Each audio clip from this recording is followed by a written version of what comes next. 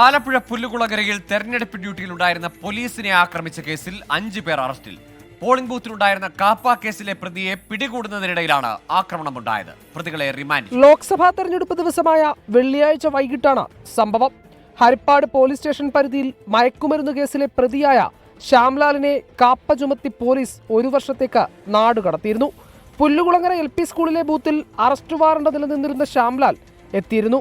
ഇയാളെ കസ്റ്റഡിയിലെടുക്കാൻ ശ്രമിക്കുന്നതിനിടെയാണ് പോലീസിനു നേരെ 5 അംഗ സംഘത്തിന്റെ ആക്രമണമുണ്ടായത്.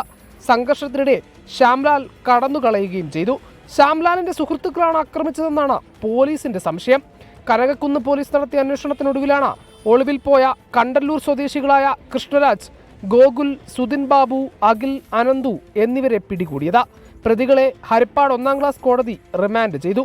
ആക്രമണത്തിനിടെ കടന്നുകളഞ്ഞ ശ്യാംലാലിനെ ഇതുവരെ പിടികൂടാനായിട്ടില്ല. 24 ആലപ്പുഴ. ലോകത്തെവിടെയായാലും ഏത് സമയത്തും 24 വാർത്തകളും ഓഗ്മെന്റഡ് റിയാലിറ്റി പാക്കേജുകളും എക്സ്പ്ലെയിനറുകളും വിശദമായി കാണാൻ ഞങ്ങളുടെ YouTube ചാനൽ നിങ്ങൾക്ക് സബ്സ്ക്രൈബ് ചെയ്യാം.